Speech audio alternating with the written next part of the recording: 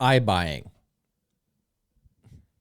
Layman's terms on iBuying is selling your house to a corporation instead of putting it on the market.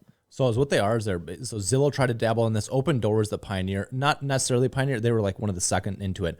But iBuyers is what they basically are. Is they're high level big tech companies, House flipping businesses that are actually just house flipping businesses. So they buy your house for less than it's worth, and they put it back in the market and they profit in the spread. Now, if they do it as best as possible, they would hopefully have a bigger ecosystem so they can profit off of your title work, your loan work, and all that kind of stuff. Yep. Or agent referrals. Even your commission if you buy with them too. The problem with these big iBuyers is that it takes too long to sell a house, period. It is, and there's too many variables. You're massively exposed to a shifting housing market that you can't sell quick enough. And here's when I learned that these things were a problem. We've seen Zillow shutter their doors. We've watched Redfin shut down their program. We're watching all these people get out of the space because it's just a cash sucking. Yeah, it's too expensive and there's too many variables and things that you can't account for. Now, Open Door was the first one to post profitability in this system, but this was back last year in 2021 when housing prices were rocketing. Yeah, because they went up between 2019 and 2022. It was like a 35% appreciation. Yep. And so they benefit from that and they had a small profit.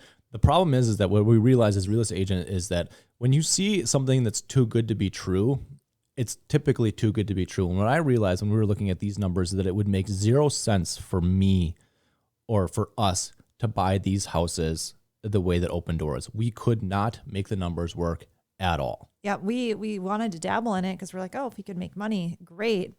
But it doesn't work. It's and we know the markets we're working in extremely well. And I can't tell you how many times I saw like a Zillow house on the market and I was like, ooh, yep, that's like 100,000 off. It's just too skinny. Yep.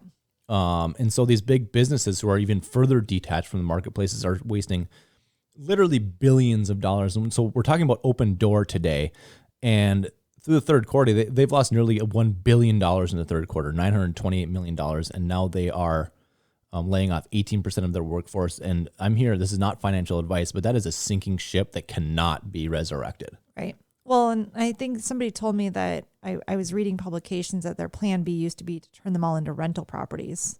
Good luck. They own like tens of thousands of houses. Yeah, there's just no way. Like, what are you going to... Well, and you're not going to turn a $450,000 house into a rental property. You're not going to make any money on that. No, the cash flow and what their borrowing power. I don't know. If I was an Open Door, not financial advice, I would not be an Open Door because there's just no way that they're just going to burn cash indefinitely until something eventually happens and breaks. Right.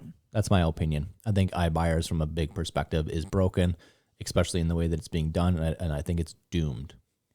I agree. That's all there is to it. Bye-bye.